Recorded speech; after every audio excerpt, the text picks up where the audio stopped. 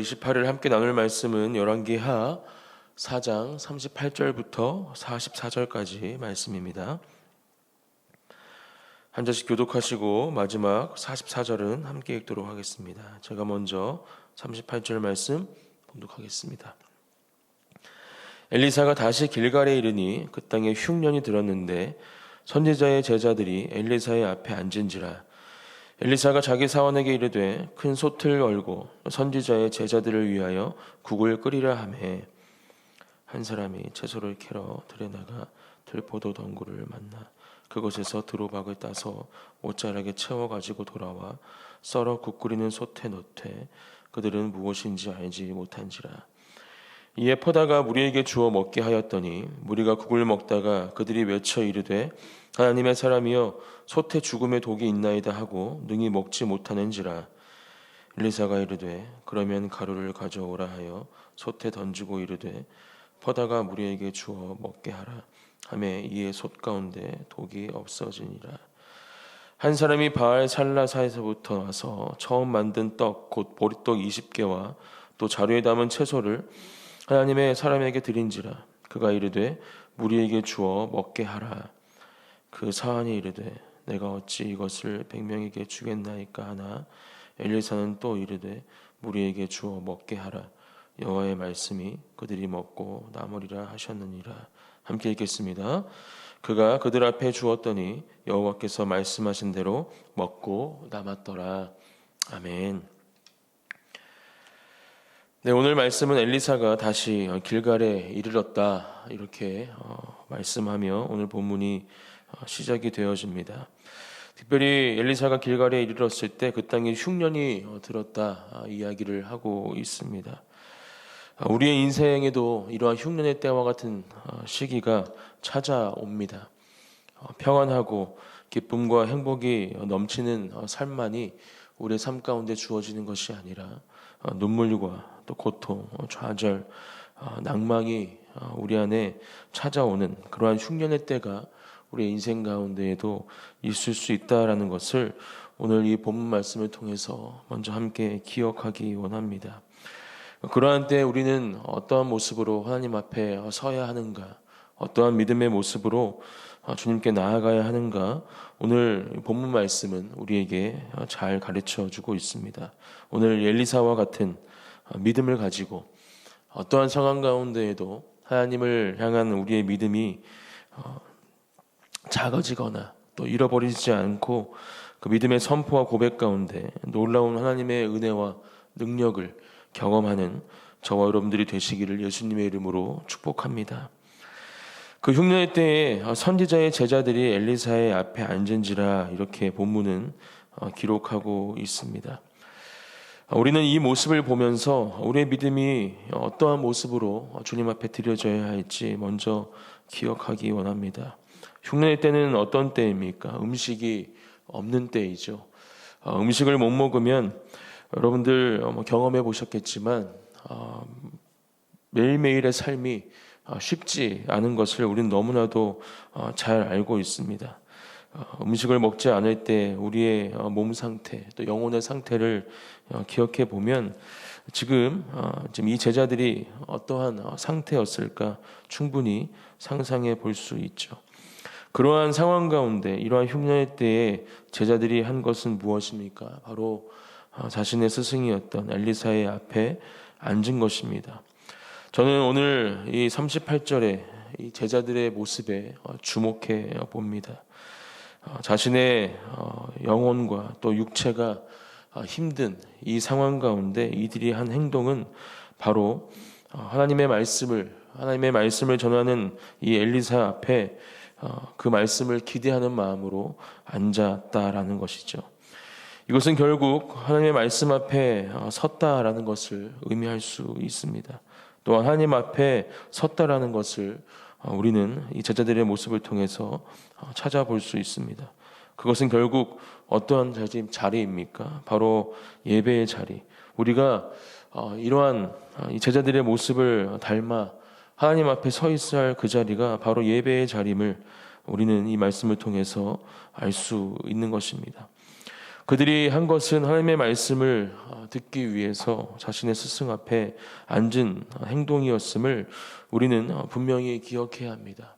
원망이나 또 좌절, 낭망의 모습이 아닌 하나님의 말씀을 기대하며 하나님의 사람이었던 이 엘리사를 통해 어떠한 말씀을 주실지 기대하는 마음으로 지금 이 제자들은 엘리사 앞에 앉았을 것입니다.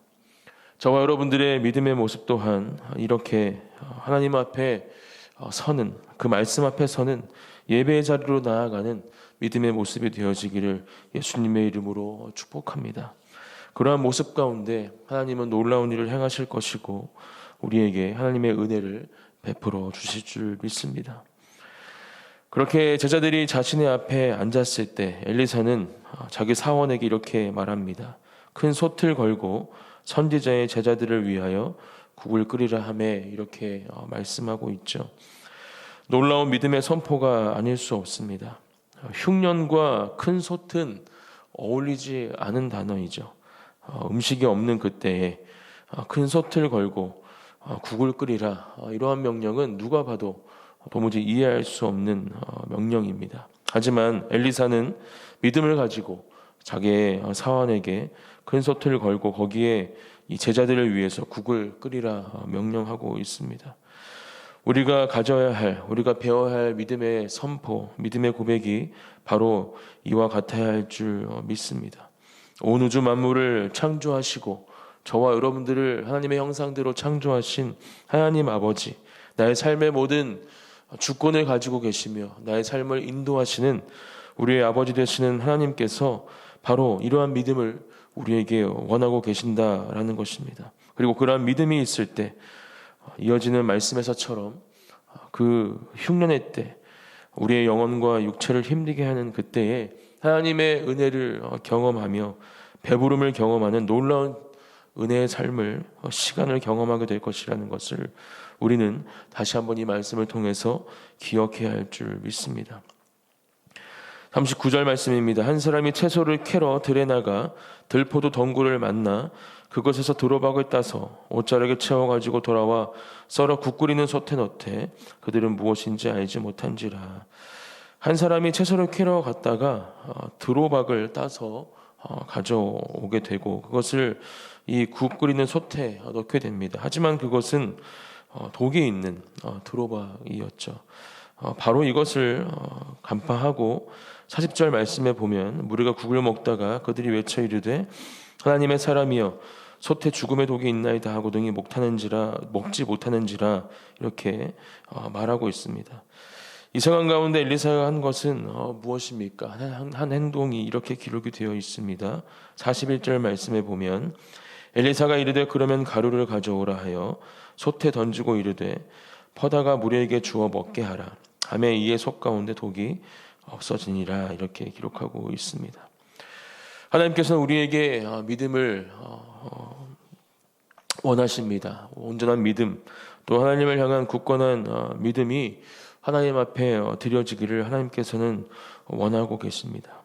그리고 오늘 이 39절부터 보여지는 이 사건을 통해서 우리는 한 가지 더 기억해야 합니다. 믿음과 더해져야 할 것은 무엇인가? 그것은 바로 하나님의 은혜, 하나님의 전적인 능력과 은혜가 우리에게 필요함을 우리는 기억해야 합니다. 사람의 수고와 노력으로는 우리의 문제를 온전히 또 완전히 해결할 수 없음을 우리는 분명하게 기억해야 합니다.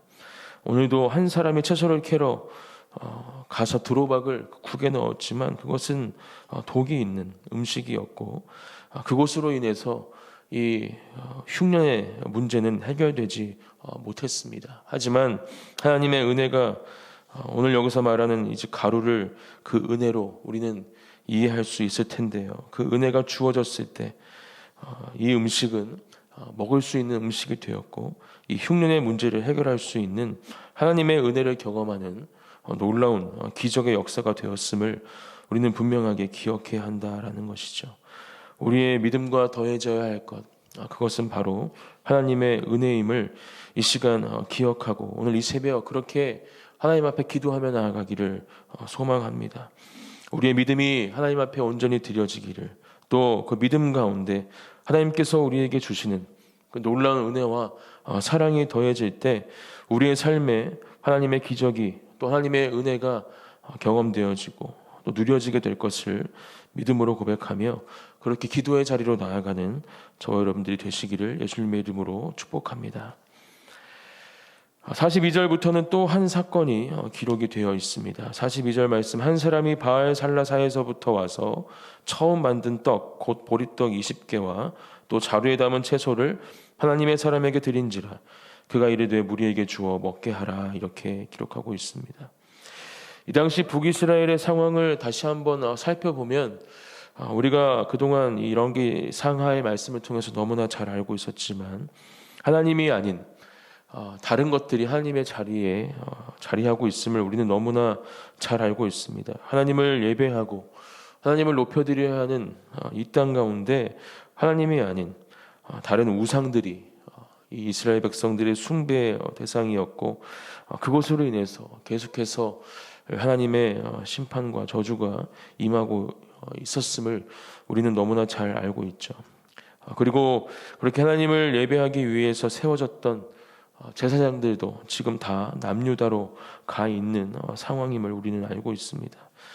이러한 때에 한 사람이 그렇게 세워지는 우상에게 지금 이 처음 만든 떡과 채소를 가지고 간 것이 아니라 하나님의 사람인 엘리사 앞으로 그것을 가져왔다라는 것은 얼마나 큰 은혜를 우리에게 주는지 모릅니다. 그 땅 가운데 아직도 하나님을 예배하고 하나님을 구주로 여기는, 하나님을 자신의 통치자로 또 창조자로 여기는 예배자가, 사람이 있었다라는 것을 보여주는 장면입니다. 그렇게 그 음식을 가져왔을 때 엘리사는 그 음식을 통해서 하나님의 기적을 다시 한번 베풀게 됩니다. 43절 말씀이죠. 그 사원이 이르되 내가 어찌 이것을 100명에게 주겠나이까 하나 엘리사는 또 이르되 무리에게 주어 먹게 하라. 여호와의 말씀이 그들이 먹고 남으리라 하셨느니라, 이렇게 말씀하고 있습니다. 자신이 처음 수확한 것, 또 하나님께 드려야 할 그 예물을 가지고 나온 이 한 사람, 그것을 통해서 엘리사는 하나님의 기적을 베풀게 됩니다. 사원은 그것을 온전히 바라보지 못하고 이 온전한 믿음을 가지지 못함을 이 말씀을 통해서 알 수 있지만 엘리사는 분명히 하나님의 말씀이 그에게 임했음을 이 사건을 통해서 그들에게 또 우리에게 가르쳐주고 있고 이 상황을 통해서 하나님의 놀라운 기적을 베풀고 있는 것이죠. 이 장면은 예수님께서 행하셨던 오병이어의 사건을 떠오르게 합니다. 그때도 마찬가지였죠.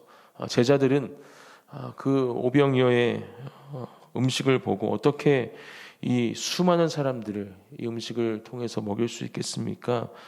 물어보고 반문했지만 예수님은 하나님의 능력으로 그 오병이어를 통해서 놀라운 기적을 베푸시고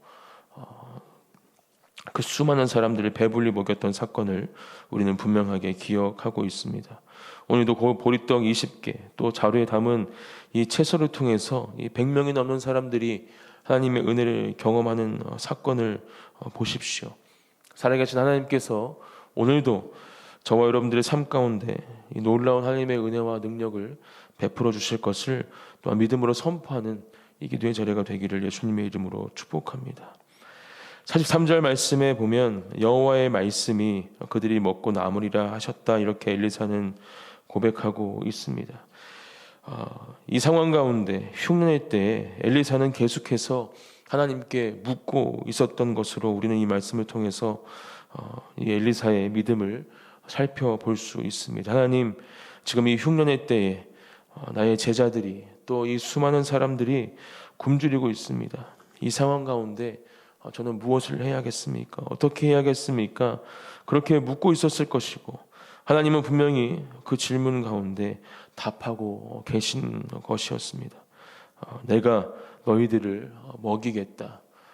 내가 명하는 대로 큰 솥을 가져와서 국을 끓이고 또 가루를 그 가운데 넣고 또 지금 나의 사람, 이 한 사람이 가져온 이 보리떡 20개와 또 자루에 담은 이 채소를 그들에게 주어라. 내가 그들을 먹이겠다. 그들이 먹고 남으리라. 지금 하나님께서는 엘리사에게 말씀하고 계신 것이고, 엘리사는 그 말씀을 듣는 그대로 믿음으로 선포하며 고백하며 지금 하나님의 기적을 경험하고 있는 것이죠. 중요한 건 무엇입니까? 바로 엘리사는 이러한 상황 가운데 하나님과 대화하고 하나님께 묻고 있었다라는 것입니다.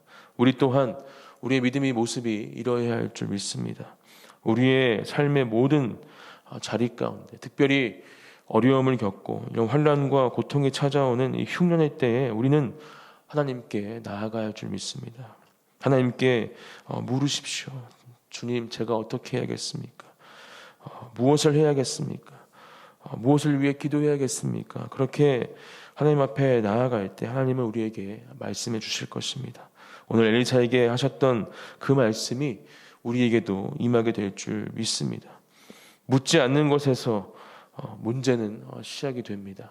또 그 문제의 해결은 절대로 이루어질 수 없음을 우리는 다시 한번 기억하고 하나님과의 친밀한 교제 가운데 하나님의 놀라운 은혜를 누리는 저와 여러분들이 되시기를 또한 예수님의 이름으로 축복합니다. 오늘 본문 말씀을 통해서 우리는 엘리사 선지자를 통해서 이루신 하나님의 기적을 살펴보았습니다. 성경에 기록된 모든 기적은 이들만 누린 것이 아닙니다. 그것을 보고 또 감탄하며 하나님의 살아계심을 경험하는 것에서 그쳐서는 안 됩니다. 우리 또한 우리의 삶 가운데 이러한 기적을 경험해야 할 줄 믿습니다.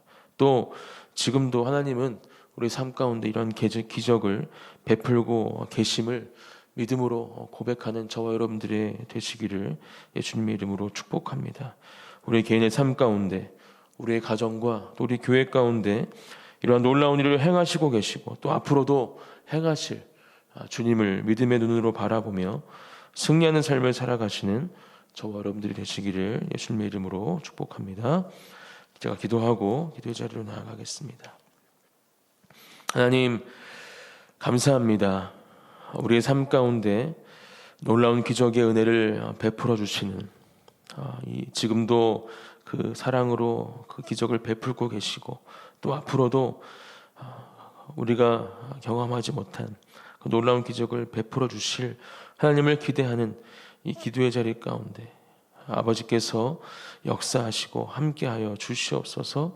우리의 모든 기도의 제목들을 주님께서 이미 아시고 또 하나님의 놀라운